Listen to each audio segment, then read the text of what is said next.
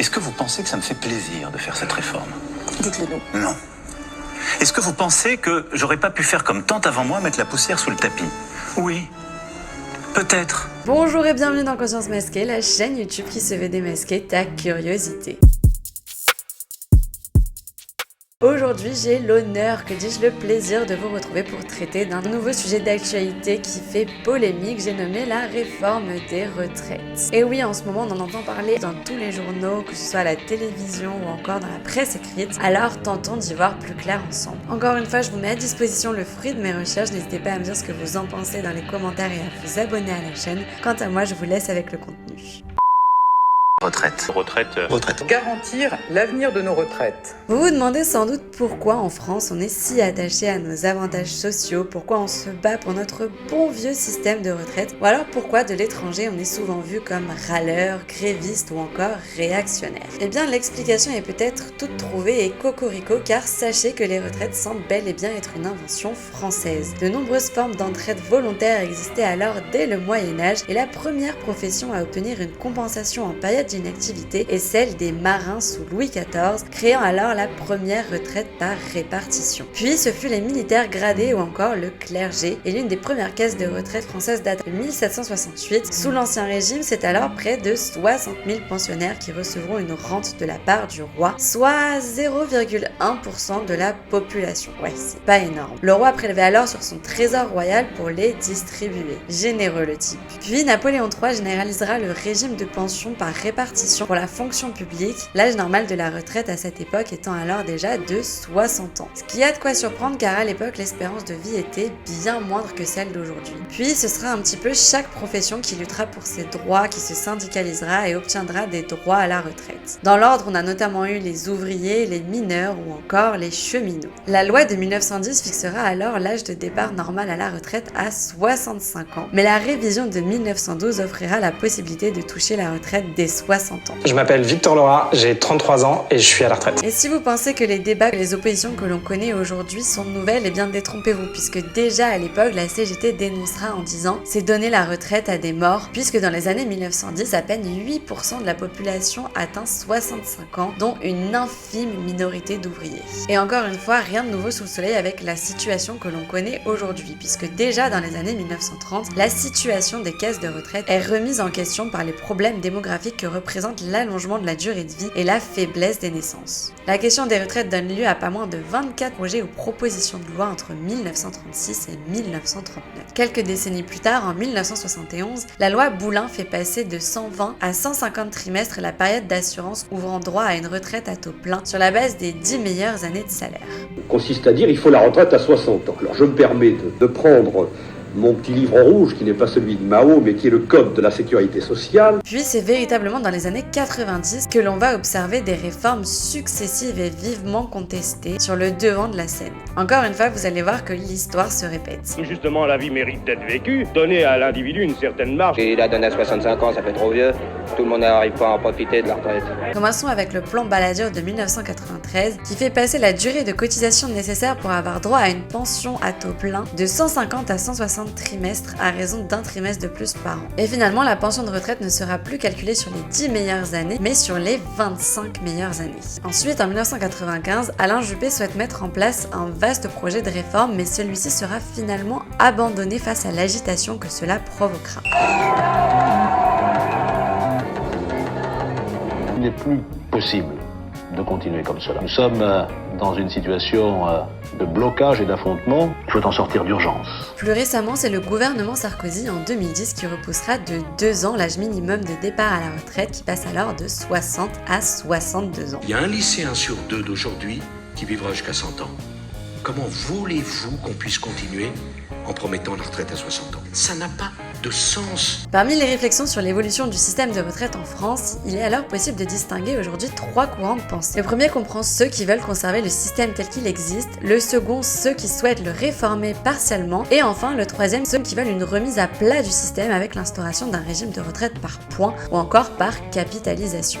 J'ai entendu la crainte de ceux qui jugent le point plus abstrait que le trimestre. Car je vous le rappelle, le système des retraites aujourd'hui en France est un système par répartition, c'est-à-dire qu'il y a véritablement un système de solidarité intergénérationnelle où les actuels actifs cotisent pour les actuels retraités. Alors que dans le système par capitalisation, vous cotisez pour votre propre retraite et non plus pour celle des retraités déjà en place. La suite, vous la connaissez, le gouvernement d'Elisabeth Borne présentera alors un nouveau projet de réforme en 2023. Cette réforme afin de répondre aux besoins changeants de la population et assurer la viabilité financière du système à long terme. Les deux principales mesures prévues sont alors le report progressif de 62 à 64 ans de l'âge légal de départ à la retraite et d'augmenter l'allongement de la durée de cotisation à 43 ans. Jusqu'à 43 ans à horizon 2027. Le gouvernement n'était pas sûr d'avoir une majorité à l'Assemblée nationale et la première ministre Elisabeth Borne fera alors usage de l'article 49.3 de la Constitution qui permet une adoption sans vote. Sur le fondement de l'article 49, alinéa 3 de la Constitution. Et oui, car cet article prévoit que le Premier ministre peut, après délibération du Conseil des ministres, engager la responsabilité du gouvernement devant l'Assemblée nationale sur le vote d'un projet de loi qui est considéré comme adopté, sauf si une motion de censure déposée dans les 24 heures qui suivent est votée. Alors oui, 2 motions de censure seront déposées, mais elles seront très rapidement rejetées, ayant pour conséquence de rendre la réforme définitivement adoptée. Toutefois, tout n'est pas encore acté et terminé puisque le sort de la réforme est désormais entre les mains de notre bon vieux Conseil constitutionnel qui doit rendre son verdict dans les prochains jours, voire les prochaines semaines. Il faut maintenant attendre que le Conseil constitutionnel se prononce. L'objectif de l'exécutif serait alors une mise en œuvre des principales mesures au 1er septembre 2023. Alors penchons-nous plus en détail sur ce projet de réforme. Que prévoit-il concrètement? Tout d'abord, il est à noter que les pensions des futurs retraités et des retraités actuels justifiant d'une carrière complète, soit 43 ans de cotisation à terme, ne pourront pas être inférieures à 85% du SMIC, soit environ 1200 € brut par mois au moment de l'entrée en vigueur de la réforme. Qui plus est, ce projet se revendique aussi juste et universel car il concernerait tout le monde. En effet, la réforme se veut simplifier le système actuel en remplaçant les multiples régimes de retraite qui existent en France, puisqu'il n'existe pas moins de 42 régimes différents aujourd'hui. Ouais, je vous l'accorde, c'est un peu le bordel. Et parmi ces 42 régimes, il y en a certains qui font office de régimes spéciaux. Le but du gouvernement est alors de supprimer certains des régimes, à l'instar de celui de la RATP, des industries électriques et gazières, qui permettaient parfois aux bénéficiaires de partir à la retraite avant l'âge légal. Avec la réforme, leurs avantages seront alors supprimés, mais uniquement pour les nouveaux embauchés. Les affiliés actuels pourront alors continuer de partir plus tôt à la retraite, mais ils verront un glissement de leur âge de départ au même titre que pour les autres actifs. L'exécutif revendique alors que ce régime unique offrerait une plus grande équité entre les différents travailleurs en supprimant les avantages spécifiques à certaines professions ou secteurs d'activité. Pour autant, la réforme actuelle ne signe pas totalement la disparition des régimes spéciaux puisque par exemple les contrôleurs aériens, les professions libérales ou encore les avocats et les marins conserveraient leurs régimes spéciaux. Autre pan souvent défendu par l'exécutif, c'est les mesures qui viseraient à assurer le maintien des seniors en activité en facilitant leur employabilité. Le projet de loi prévoit alors la création d'un nouveau type de CDI à titre expérimental pour faciliter l'embauche des demandeurs d'emploi de longue durée de plus de 60 ans qui seraient alors exonérés des cotisations familiales. De même, la retraite progressive qui permet de passer 2 ans à temps partiel avant de partir en retraite sera assouplie et élargie à la fonction publique. Pour autant, la protestation contre cette réforme est conséquente dans le pays et n'a de cesse de diviser la classe politique et les Français eux-mêmes. La réforme qu'on fait est une réforme qui est très difficile. Elle est très difficile. On demande un effort aux gens. C'est jamais populaire. De nombreux arguments en sa défaveur se font alors entendre, notamment celui selon lequel cela serait encore et toujours aux Français et aux travailleurs de supporter le poids des réformes en se sacrifiant pour travailler plus longtemps. Ce sentiment d'injustice, c'est de dire au fond, c'est toujours nous qui bossons, à qui on demande des efforts. Et c'est vrai qu'on demande cette réforme, faut pas se tromper, on demande à nos compatriotes c'est nous qui allons travailler 2 ans de plus. On leur demande des efforts pour pouvoir financer la protection et la préparation de l'avenir. Certains ont alors proposé des solutions alternatives, mais elles ont toutes été balayées par le gouvernement. La première alternative était celle de baisser les pensions de retraite, comprenez baisser les sommes que pourraient percevoir les retraités à la fin du mois. On aurait pu dire on baisse les pensions. La réponse est non. Nos retraités n'ont pas trop de pouvoir d'achat. On ne peut pas baisser leurs pensions. On va même relever celles des plus modestes. La seconde option proposait d'augmenter les cotisations, comprenait faire payer davantage aux actifs, le coût des cotisations étant calculé sur les revenus de travail. D'augmenter les cotisations des actifs. Nous avons un problème de pouvoir d'achat en raison de l'inflation. Enfin, la troisième et dernière proposition était de faire porter le poids à l'État en le mettant à contribution. Mais le gouvernement s'est encore une fois opposé à cette idée.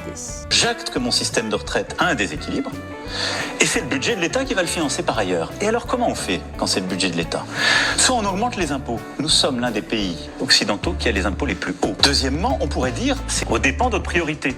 On doit investir dans nos services publics, notre école, notre santé. On ne peut pas prendre cet argent pour le mettre sur les retraites. Puis ça, le gouvernement affirme que cette réforme est une nécessité. Il n'y a pas 36 solutions si on veut que le régime soit équilibré. Il ne l'est plus. Plus on va attendre, plus il se dégradera. Donc cette réforme, elle est nécessaire. Mais alors, qu'en est-il? Pourquoi il y a une telle volonté de réforme de ce système de retraite depuis des décennies? Eh bien, si l'on en croit l'Organisation de coopération et de développement économique, qui comprenait l'OCDE, la France aurait un système de retraite très avantageux au prix toutefois d'un taux de cotisation élevé. De plus, l'âge effectif moyen de départ à la retraite est de 60,8 ans en France contre 65,4 ans en moyenne dans les autres pays de l'OCDE en 2019.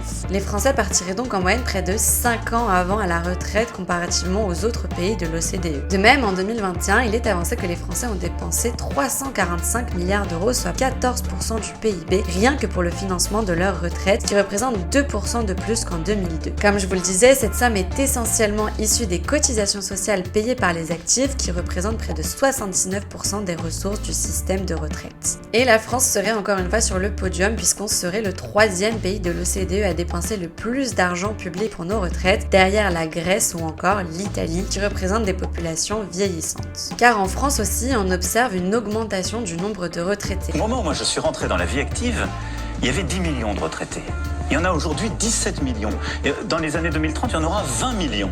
Tout cela alors même que, à l'inverse, le rapport entre le nombre d'actifs cotisants et le nombre de retraités diminue. Or, vous l'aurez compris, la retraite repose sur le système de solidarité intergénérationnelle où les cotisations sociales des actifs servent à payer les pensions versées aux retraités. Donc s'il y a moins d'actifs, il y a une baisse du financement des retraites, ce qui rend les choses assez compliquées.